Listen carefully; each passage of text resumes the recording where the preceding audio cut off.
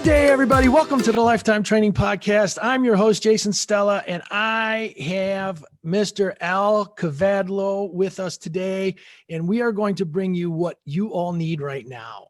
Everybody's locked up. People have a hard time finding equipment and all that stuff. Well, Al is the king of body weight and calisthenics. He's written so many different books we're going to talk about, and education courses, YouTube videos. We'll put the links in there, but I can't tell you how excited I am to have you on the show, Al. Well, thanks for having me, Jason. It's my pleasure. I'm excited Awesome. to talk to you too. Man, some crazy stuff that I see you do out in those parks, man. It's fantastic, man. I wish we could bring that in right now.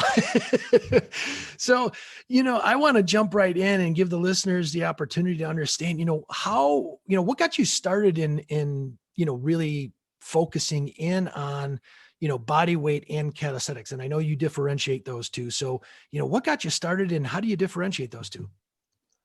I started like a lot of young men. As a teenager, I was a skinny, insecure, guy who wanted to put on some muscle mass, and I didn't have any access to any equipment. Yeah. So I started doing push-ups. And then I asked for a doorway pull-up bar for my 13th birthday, and I started doing some chin-ups. Nice. And so I really started out with body weight without even necessarily meaning to or intending to. And then, of course, I got into weight training in high school. I was able to take that for a gym class. And I started to learn a little bit about, some of the machines at the gym and barbells and curls and bench presses. I don't think I actually started doing legs yet until I got as to most college. do, right? Yeah. And then, I got into barbell squats, and you and I were talking about kettlebells before. I've done a little bit of kettlebell work also, and became a personal trainer. And in the beginning of my fitness training career, I was not necessarily a calisthenics trainer. I mean, I did a lot of different things with clients. We would do some pull-ups, we'd do some push-ups, maybe we'd work on dips or leg raises or whatever it might be, but we might also incorporate a barbell squat or a curl or a lat pull down or a tricep rope or any of the other gym stuff you see around. And then it was sort of a gradual process, little by little. The first time that I saw a one-legged pistol squat was probably within my first year of being a trainer. And I was very intrigued by that because I thought it looked cool. And I did what I sometimes refer to as calisthenics mathematics. And I thought, well, if I pick up one leg, it's the same as doing like my body weight on a barbell on my back on two legs, which is something I can do without any problem. Yeah. So you're laughing because you already know that equation did not work out like I thought it would. And, I fell on my butt, and it was kind of an embarrassing failure, but I was intrigued by that. And I wanted to, learn how to do it. Mm-hmm. So little by little, I started making that a bigger part of my leg workouts. And then it wasn't that long after that, I saw somebody do a muscle up, which for anyone listening who doesn't know, it's like a pull up where you go all the way up and over the bar until the bar's below your waist. Yeah. So I did a similar sort of thing in my mind. I said, well, I could do a lot of pull-ups. I can do dips. This just looks like it's a pull-up and then a dip. Yeah. And of course, I underestimated it. I was wrong again. I got humbled and wanted to learn it. So I put in a lot of work and eventually got it. And it was just this gradual process that kept happening with different exercises I would encounter. The human flag is one that a lot of people know me for. But that was something that I sucked at for a long time in the beginning. And what wound up happening is as I was bringing more body weight stuff into my training, I kind of had to push other things out to make room because there's only so much working out your body can handle. So that was sort of my full circle coming back to calisthenics. But it was a very natural thing. Sometimes people think like, oh, this guy woke up one day and said, I know, I'm going to be a body weight guy. That'll be my angle. But it was never something I planned. Got it. So, you mentioned body weight and calisthenics, and, we had a short conversation that you do differentiate those two. Would you mind diving into that? Absolutely. And, I just want to preface this by saying I don't necessarily split hairs over trivial distinctions. And if people use those terms interchangeably, I have no problem with that. Yep. But to me, calisthenics has a little bit more of a showmanship aspect to it. Whereas when I think of body weight training, I'm thinking more of just the pure strength training stuff, the pull-ups, the push-ups, the squats, the dips, the leg raises. And when I think of calisthenics, that I'm thinking more of a handstand, a human flag, something that also has a big, can we say, skill component to it.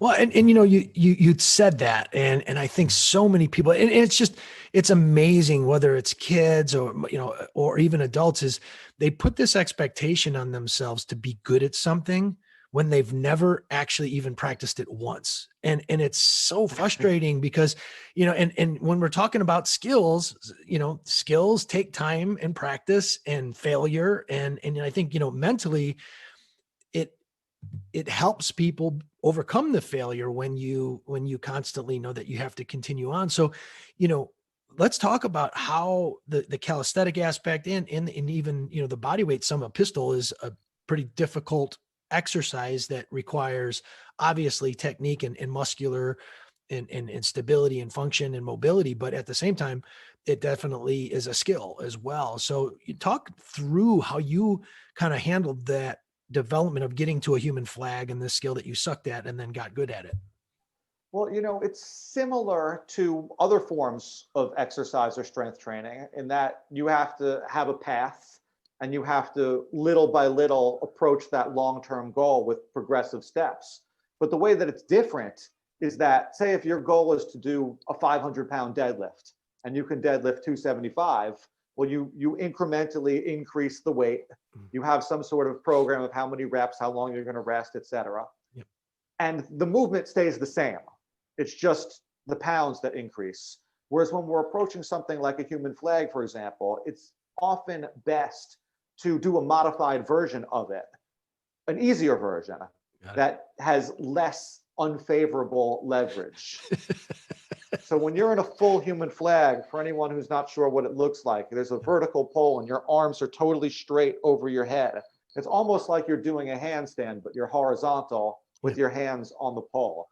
So if you bend your knees and or lift your body more vertical, it's a little bit less difficult strength-wise. It's still a weird feeling in terms of people have never really been in that position before. So there's still a great deal of trial and error to even do any sort of modified flag. Yeah. And for an exercise like that, if somebody comes at me and says, oh, I want to learn human flag, I always need to make sure, all right, can you do 10 solid pull-ups? Can you do 30 good push-ups? Because if you don't have that foundation of strength, we're not going to get anywhere trying to learn the skill. Love it. Love it. You definitely have overlap. They're complementary things.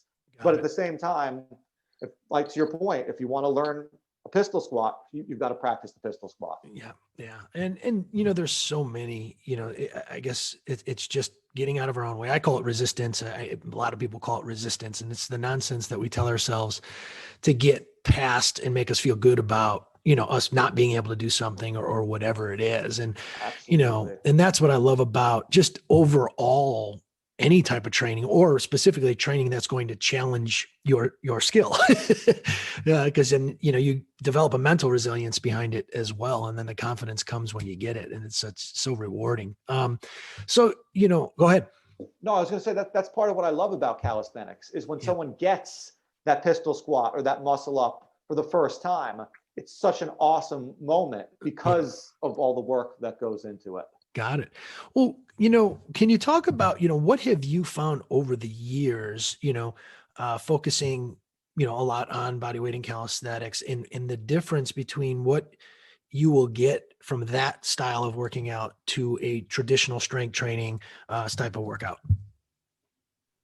Well, let me be clear that even though I love calisthenics and that's, where I found my home as a trainer, it's not the only, game in town, and sure. Weight training is great. And there's a lot of other modalities, and they do have slightly different applications and slightly different pros and cons. But the thing that I always try to drive home to people is you've got to find something that's interesting and fun to you, because that's what's going to keep you staying consistent in the long haul.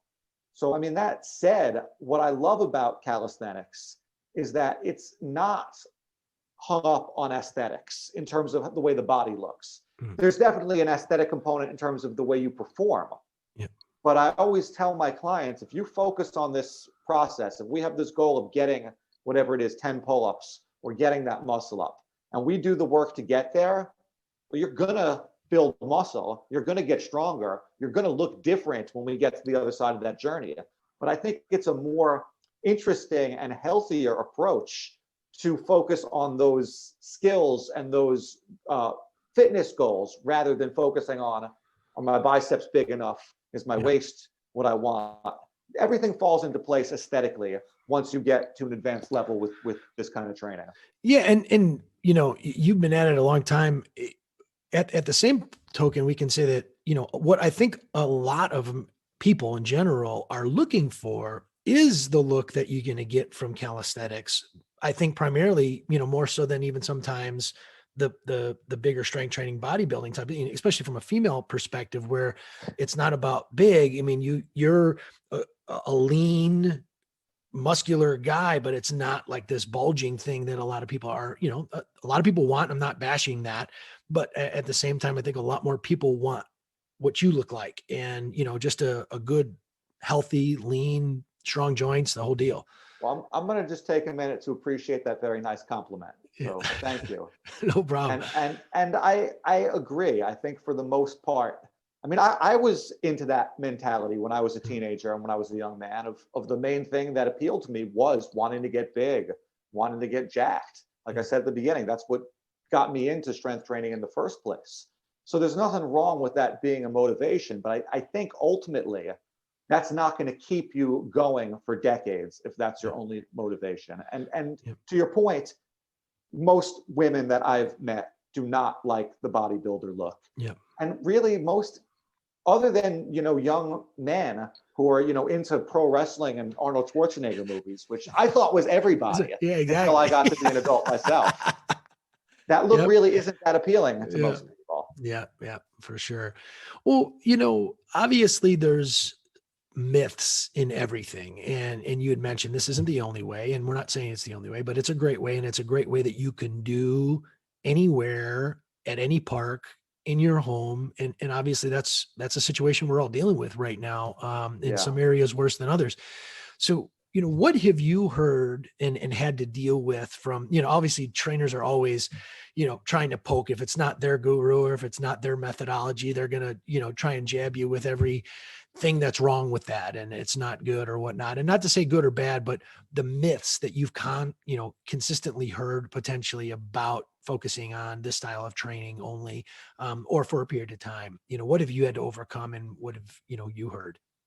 Well, I think the biggest myth is, kind of relates to what we were saying a minute ago, is that people say, well, you can't really get a good physique without lifting weights. And depending on what your expectation of a good physique is, I mean, maybe that's true to a certain extent, but what I always say to that, because people say to me, they say, Al, you're not that big. You don't look like a bodybuilder. How are you, in this position to be doling out advice? Because I write for websites like bodybuilding.com and Testosterone Nation and stuff like that. So I often say, well, I mean, look around any gym. Most of the people there are lifting weights. Do they have a better body than I do? They don't look like the bodybuilders. Yeah. So it's not the calisthenics. Those bodybuilders, they're kind of outliers, regardless of training modality. But I would say that's the biggest criticism and the biggest misconception about it, is that it's just not an effective way of getting your body strong and fit. And I like to think that there are many people who are living proof of the contrary. Yep. And what I have to think too, and again, I'll be guilty. I have not done a ton of it. When I do our alpha classes, or CrossFit, there's obviously a component of that in there. So I've done some of that, never been able to nail a muscle up yet. But at the end of the day, I think there's there's ways of training that will allow you to be able to be more mobile and to have healthier joints. And I can't imagine that this style of training doesn't attribute to a whole lot better body overall, well-being, movement, stability, less joint pain, different things like that. Obviously a muscle up can cause you can injure yourself if you don't know what you're doing and if you're trying to do it too early. But what suggestions do you have, or what comments do you have around, just those aspects of doing it properly, and then what benefits you've seen from it? I mean, I agree with you. I definitely think it is a better thing for your joints long-term than lifting heavy. But I mean, as far as that goes, there's plenty of people in the weight training community who will acknowledge that at a certain point when you get older, you do need to adjust your training, even if you're doing weights, and not go as heavy and not Yep. do the kind of stuff you were doing in your 20s or 30s Yep. or 40s when you're in your 50s or 60s or 70s. Yep. But that said, I definitely think body weight is, I mean, I'm a little biased. So Yeah. Well, that's why we got you here, man. That's it. I That's think it. body weight is great. I'm trying to be as Yeah. diplomatic as I can be. Yeah. But yeah, I mean, I think And we're not saying, folks out there, we're not you saying could always hurt yourself doing anything, right? yeah, and if you love it, we're doing it. All we're saying is if you look at the population as a whole, there's a majority of the population that isn't interested in that or maybe doesn't want that. And that's the normal 40 something male or female that now is about, they're okay. I always call it, they're okay with the 4-pack. They don't necessarily, depending on their diet, they don't need the 6-pack. They just want to move better. They don't want to wake up with joint pain or limited or minimal amounts. And, we always criticize the most advanced lifts in our industry too. So we've been, using the muscle up as an example. And obviously you can really injure yourself trying to do those types of things. So I want to get to some tips and tricks on how to minimize that a little bit later, but I also want to understand, what are the 5, basic, I don't even call them basic because people label that, but what are the 5 most fundamental body weight exercises that you recommend that we can do right now that minimize risk and maximize benefit? It's hard to narrow it down to just 5. And if you ask me the same question tomorrow, I might have 1 or 2 different answers in my mix. But I would say you got to have the push-up in there. Yeah. I love push-ups because there's such a low barrier to entry. You don't need any equipment. You don't even need a bar. You just need some floor space. Everybody has some floor space. And if you can't do a full push-up on your toes, you could do a knee push-up. And if you can't do a knee push-up, you could do a push-up with your hands up on a cabinet or a table. Like anyone could find a way to incorporate some kind of push-up variation that's appropriate for them into a strength training routine that you could do pretty much anywhere. So push-ups got to be there. And plus, it works a lot of muscles. It's such a fundamental movement pattern. It's the same as the bench press and weight training is such an essential one. Do you have any tips to just, let's stop there and talk about it? Because obviously a push-up isn't a push-up isn't a push-up. And there's some bad ways of doing push-ups. So what recommendations would you give somebody who's maybe just beginning, out there and they want to do push-ups at home, elbow placement, hand placement, things like that? What can you give us? The biggest things I see people doing wrong with push-ups are just putting their arms too high and shrugging their shoulders up. So, you mentioned the elbow placement because, your elbows are much safer if they're a little closer to your sides. And that naturally encourages you to pull your shoulders down, pack them into the sockets and not get into Shrugsville. Yeah. And then beyond that, people need to think about engaging their abs too. A lot of people will just kind of let their hips sag too low to the ground or let their butt go up in the air, but we want that nice, straight, consistent line from the back of the head to the back of the feet. And, other than that, people need to not worry so much about how many reps they're doing and worry about doing good reps. Yeah. And that's one of the biggest things I see is people, I'm going to do 50 push-ups. And then it's like, what the whole slow down? Give me one really good one. Exactly. And then let's see where we can get from there. Yeah. Well, and people don't understand, I was taught this a long time ago is that, your body will do whatever you ask it to do with whatever is working and whatever it knows how to do. It's called compensation.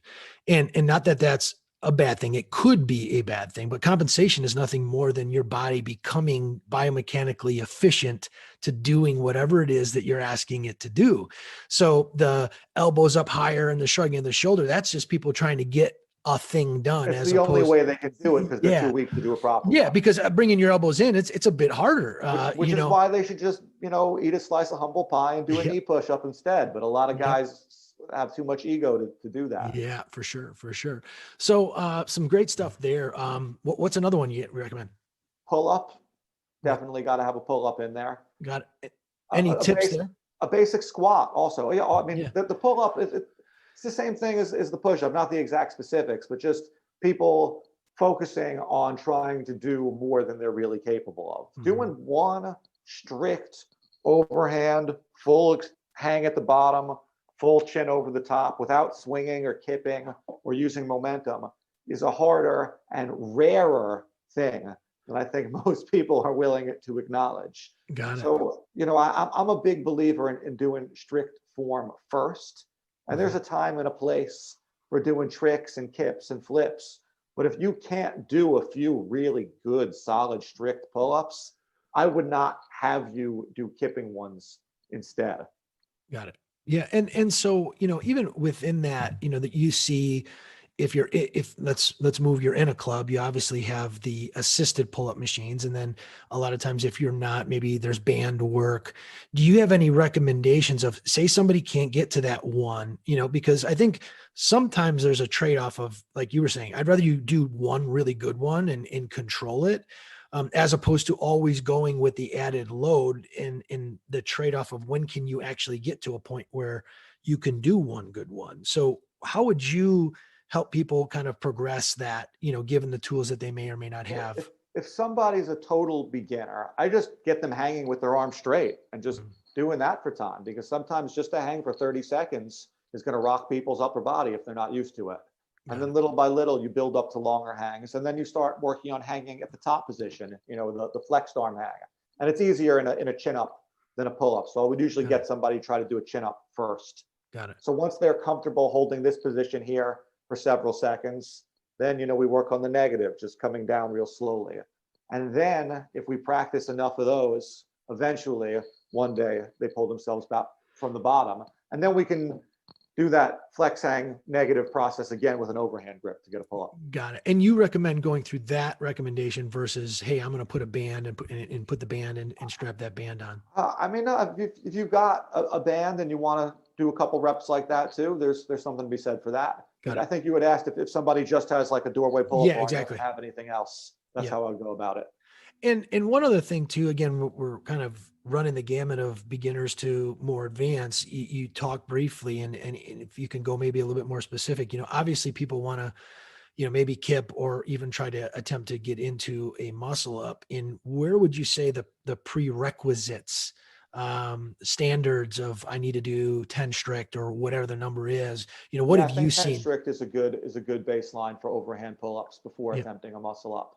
Got it. Got it. Awesome. What about, is the dip also something that obviously is a piece there too? We said 3, we said push up, pull up, squat. I would say dip would be one of my other 5 top exercises for calisthenics. And starting with, the parallel bars and then progressing to a straight bar. Because eventually if you want to get a muscle up, it's a very different kind of dipping on 2 bars here versus 1 bar here. Got it. So that's something people need to get familiar with. That'll help with the muscle up. Yeah. And I was watching you on YouTube before this too. And you had an exercise that in essence, if I don't have dip bars, I don't have that access, where you're just on the ground, being able to actually just push yourself and hold, and then with your knees bent or your legs straight.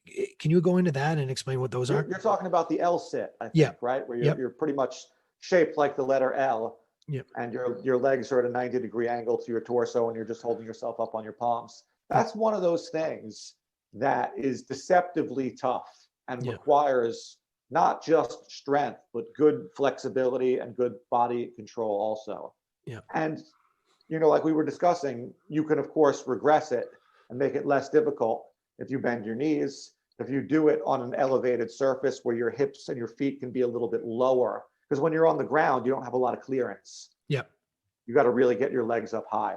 L-sit is a great exercise. And I think, let's just make that our 5th one, where if someone can't do a full L-sit, at least some kind of modified version of it. Yep. Got it. With the knees bent, with the hands elevated, etc.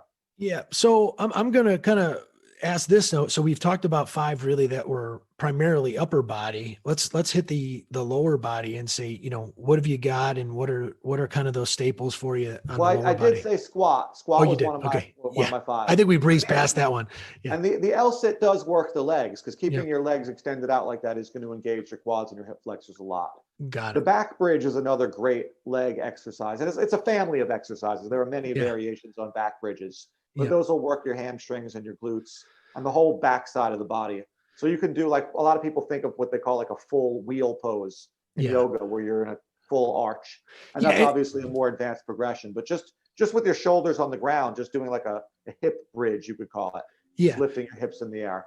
It's a And, great and is exercise. that, yeah, because when I saw the video too, obviously you were kind of back over in an arch position when you say the bridge, but as a progression there, are you talking about, okay, shoulders down, feet flat, drive the hips up, and then going to Exactly. maybe hands and hips driving up, and the variations in between there are great exercises. Anything else? I know you mentioned pistol. I know that's a little bit more advanced, but anything else that you would say are really fun, challenging exercises that get maximum benefit? I mean, you can't mess with lunges. Those have been around forever and Yep. for good reason. Yep. And then within each of these categories of exercises, there are a lot of different progressions. So you mentioned the pistol. I said the squat, but I could say, well, the squat encompasses everything from a basic two-legged bodyweight squat up until a pistol squat, and in between, there's a lot of progressive steps there. Heck, one could even argue a lunge is a progressive step Yep. within the realm of squats in Yep. between a two-legged squat and a pistol. Got it. So yeah, there's a lot of ways that you could look at categorizing these things. Got it. Any way you slice it, there's a lot of different levels of Yep. this stuff for anyone, no matter where they're at in terms Got of it. their strength or experience level. Awesome. Obviously people want things that are a lot of people want things that are a little bit tougher just to have as benchmarks to try to strive towards. What would you Sure. put into that category? Obviously muscle up it makes sense to be one, but what other things, have you seen over the years or people really love to get to be able to do X? The things that people tend to ask me about the most are the muscle up, the human flag, the pistol Yeah. squat, the one arm push up, and the handstand. I'd say those Got it. are the top five. Got it. Awesome. And any recommendations on progression regarding, say, a one arm push up and even a handstand? Well, the one arm push up, first you got to get really good at two armers. Yeah. And then from there, it's kind of the same progression that you use if you're new to two arm push ups. You can do a one arm push up from your knees. You can do it with your hand on an elevated surface, so it offsets the weight, puts a little less weight in your hands. Yeah. You could just practice that lowering phase, that negative push up. Got it. So those are all useful things. And then of course you could do some kind of self-assist where you're pushing most of your weight on one arm, but then you have maybe fingertips or two fingers on the other hand, Oh, nice. kind of Yeah. giving a little extra stability. So those are general principles Yeah. that you can apply to a lot of different exercises. Awesome. Awesome. And same thing with, what about handstands? Handstand, the biggest hurdle for a lot of people in the beginning is getting comfortable being upside down. Because if people, especially adults who've never done it or maybe haven't done it since they were a little kid, it's just an unusual sensation and it freaks people out at first. Yeah. So once people can kind of get over that, I mean, they definitely need to have some baseline of strength. If somebody can't do a push-up and they weigh 300 pounds, we're not going to work on the handstand. Yeah. If somebody's reasonably fit and is somewhat, conditioned to exercise already, it's usually just getting them to commit to going up against a wall. And that's how we start. You use a wall to support yourself, and gradually and incrementally over time, you learn to not rely on a wall. Awesome. Awesome. Well, with people that you've worked with for a while, what have you seen as really unintended consequences? Obviously that now become intended consequences based on repetition of you seeing multiple people do them. But what have you seen from your clients, by training this way and, how it's impacted them in ways maybe you didn't realize? Well, to my point earlier, I like to focus on the skills and the numerical goals with good form being a priority. Yeah. And then aesthetically, we start to see changes. So it's great when a client tells you that they saw muscle tone somewhere that they never saw it before, fit into an outfit they haven't worn in 10 years or whatever that might be, or maybe they ran into an old friend who complimented them. Got it. Those aesthetic goals come with the skill goals. Yeah. And then in addition to that, my favorite thing that I've seen happen sometimes with people, and this is not just a calisthenics thing. Yeah. This is in any sort of physical challenge and rising to it and meeting it there. Yep. People start to become more confident across every aspect of their life. Yeah. Because once you see that a goal that seemed inconceivable or unattainable actually is very achievable with a systemized, consistent approach to it, you start to look at the world differently. Yeah. Yeah. And I love that. Absolutely. I love if I can open that door for somebody that they say, holy shit, I'm Yep. capable of a lot more than I thought I was. Yeah. It's Excuse my amazing. profanity. No, you're good. It's amazing that, and that's some of the things that, I taught my kids too. It's working out. You have to think of it as is almost teaching you how to fail, because if you're not failing in your workouts at a certain point, obviously, in their training age, then you're not doing what you need to do, and be okay with that. And even tying those two things together, because I think a lot of people just work out and, I couldn't get my weight, and they let it go. No, you failed, and you then came back and you struggled some more, and then you overcame it, and those tally up wins in your mind, and the mental well-being is as important, as anything.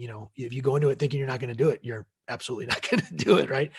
100%. Awesome. Well, obviously there's the exercises, and then there's, what's termed in the training world, the acute variables, but basically the sets and the reps and the time under tension that the each repetition takes, and the total set takes, and rest intervals, and how to increase load. How, what have you seen as kind of, from a beginner standpoint, what are those variables that they should probably stick within to be able to still get results of some sort? And then on the advanced side, how have you manipulated those reps, sets, time under tension and things like that, or any other variables maybe that I haven't discussed or mentioned? Now, I have a very simple template that I recommend for beginners, and it works really well for advanced people too. This is really how I do most of my training with myself and with my clients. Is we try to, within a given session, get a certain amount of work done. And I don't care how many sets they need to spread it out over, or how much rest they want to take. Within a Say, period for of time. example, right. Say if I'm working with somebody for 1 hour, and it's going to vary a lot depending on their fitness level, their goals, etc. But just say, for example, I have somebody, and what I think is the most that they can reasonably do in an hour is 50 squats, 30 push-ups, 10 pull-ups, and 20 dips. And we're going to get that work done. And maybe the first exercise we do, let's say we start with the squats, and maybe they could do 20, and then their legs are just on fire and they're out of breath and they got to stop and take a break. Fine. Yep. So then the second set, they're able to get maybe 15, another set of 15, boom, you got your 50. Okay, now we're going to do our push-ups. You need to get to 30. The first set, maybe they can only get 8. They're not that good at push-ups. That's why it's an exercise we're working on. If I have a guy who can blast through 30 in one set with perfect form, we're working on a harder progression. Yep. But so for the person who's struggling, 8 push-ups is where they're hitting failure. All right, well, it's going to take 4 or 5 sets, but we're going to get those 30 in. Yep. And then same thing for the pull-up. Maybe they're only able to do 2 or 3 at a time, but we can get to 10. We can accumulate that over the course of the workout. And then little by little, if we keep doing that, they're able to consolidate that work into fewer sets. I can increase the total amount of work. And then at a certain point, we're going to move on to a harder progression. Love that. And I think there's, again, the psychological aspect of, I'm hitting a goal in a period of time, or in a number of sets. And I guess that's what you're saying. You're keeping track then of, and making sure that they keep track of how many sets it takes you to get to the number that they're shooting for that particular workout, and potentially how much total time it takes all of those sets to be completed. For sure. And of course, the other reason why I like doing this is it encourages form first. If I say to somebody, we're just doing 30 push-ups per time, those push-ups are not going to look as good if I say we're doing 30 push-ups and I don't care how long it takes you. Yeah. I want to see 30 good push-ups. Rest for 3 minutes if you need to between sets. Yep. Love it. And, it's funny too, because a lot of trainers, and then a lot of people in general, they don't keep track of the details there. And then, they're focusing on the weight and, what they look like. And a lot of times those take time, but you getting stronger and more muscular endurance, that doesn't take as much time, especially if you've never worked out before. So, give yourself the kudos and the pat on the back when, you get that first workout done. Track those things of, how long did it take? How many sets did it take? And then next week, when we do that workout again, or maybe 4 days from now or 3 days from now, when we do that again, try to beat that time, there is such an internal motivator there that I think many people overlook. Yeah. And, to your point, I often remind people that there are many ways to quantify progress. And it's not just about adding more reps or doing something faster. Doing something better is a form of progress. If I'm training, Joe, and he comes in and he can do 3 pull-ups and they're all kind of sloppy and he's swinging his body and not really getting his chin over. And a month later, he can only do 5 pull-ups, but they're good, solid pull-ups. Yeah. Just looking at the numbers on paper doesn't tell that whole story. Got it. And, when you're talking about doing these two, and there's obviously perfect form or good form, there's also, I think, an overlooked principle of time under tension. And obviously you've probably leveraged that particular variable in different ways. In the beginning, do you have a tempo cadence in which you're asking them to follow? Because obviously the tempo of each rep dictates the time under tension, for those that aren't there. So you obviously know much more about fitness and training people than most of my clients, but I get clients who get clever with me and they say, Al, why are you only having me do 3 reps and then taking a break? And that's what I tell them about. I tell them about time under tension because I'm always telling them to go slowly. They say, couldn't I do more faster? And I say, well, really the thing you want is the time under tension. So if I'm having you do 5 pull-ups and it's taking you 20 seconds because you're grinding and slowly doing them, that's more work than if you're doing 6 in half the time. And you're going to get and you're going to get, most people don't realize that's what's actually tearing down the muscle, which then hopefully through your nutrition, you're repairing yourself.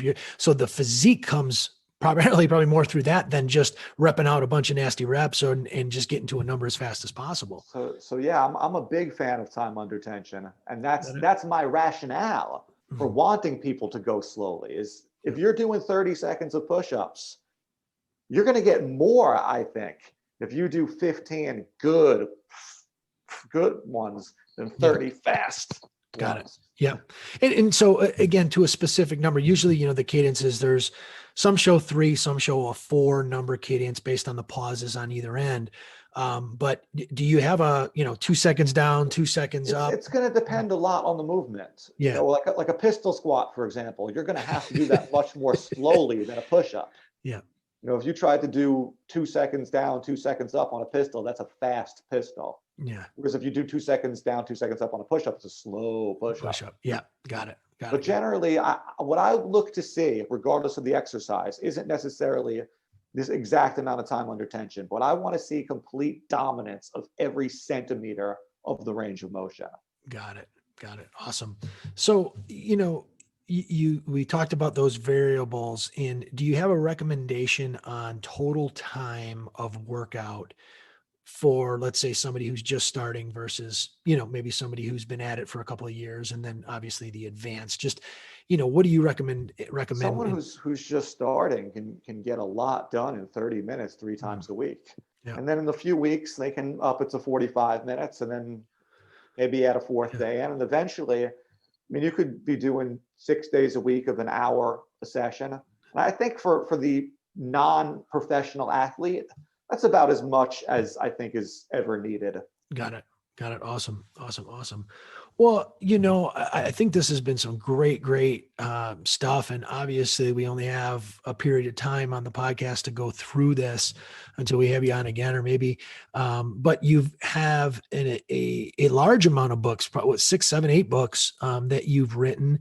I'd love to spend a little bit of time because obviously some people might want more, and obviously we can tell them how to go and get that. But talk to us about some of your more popular books and what those were called and what you get out of each one of those. So the book that I would recommend if anyone listening to this is relatively new to the world of bodyweight training and calisthenics is a book that I co-wrote with my brother Danny. It's called Get Strong. He's a big calisthenics person as well, for anyone who's unfamiliar with him. Danny Kavadlo. So we wrote this book called Get Strong, and it's published through Dragon Door Publications, which is how you and I became acquainted. Yep. And it's my best-selling, most popular book. It's been out for over 3 years, and it still sells almost as well as it did when we first released it, which is a good thing for an author and a good sign of a book that has lasting value. And then if people want to delve deeper, I've got a bunch of other ones. I've got a book called Street Workout. I've got a book called Raising the Bar. I've got a book called Next Level Strength, which this is a photo from here, which was also on a cover of a fitness trainer magazine. So yeah, start with Get Strong. And what can they expect in that book? Just what are they getting? So what that book has is it's kind of like a little bit of everything. It has a very specific program for people to follow that gives you structured sets, reps, rest days, etc. Because a lot of people, for everything I was saying before, people don't want to hear that. They're like, just tell me exactly what to do. Don't put me in the driver's seat of having to think for myself. So this book everything's laid out very, very, very strictly. But at the same time, there are lots of additional articles and passages explaining some of the theoretical concepts and ways that you can change the program to your own needs. And then there's a whole supplemental section of bonus exercises, some of that advanced stuff, the muscle up, the human flag, which isn't in the main program. The main program is just the basics of building strength and muscle. Awesome. And then, you mentioned the one about street. What did you say the name of that was? Street Workout. Street Workout. And I can't even imagine what that was, but I give the details on that one. Well, that book is kind of the other side of the spectrum from Get Strong. It's more of an encyclopedia of all sorts of crazy calisthenics moves. And we tried to just put everything that we'd ever learned or taught into that book. Got it. And it's a very big, expansive book. So if people are much more into calisthenics, that's the book that they might be better off starting with. So Get Strong is a good gateway into this thing, and Street Workout is for the people who really want to see how far the rabbit hole goes. Awesome. Now, I may be wrong, but do you also have, obviously there's no live trainings happening right now, but do you also have like live trainings and or other video-based courses that you offer as well, or going to be? Absolutely. Well, I do some one-on-one sessions through Zoom. Yeah. So if people are interested in that, they could reach out to me. And then I have a few different programs. I have a program called Universal Strength, which people can Google and find quickly, which is an interactive online program. I mean, it's pre-recorded, but it's a good follow-along 30-day program that everything is very clearly demonstrated and explained, and there's some extra motivational stuff in there. And then I've actually got a couple of apps also. If people are looking for me on the App Store or Google Play, there's an app for the book Get Strong that is basically the same content in app form. And then I have another app that's just the Al Kavadlo We're Working Out app, which is a cartoon version of myself. Got it. Takes you through some fun calisthenic stuff.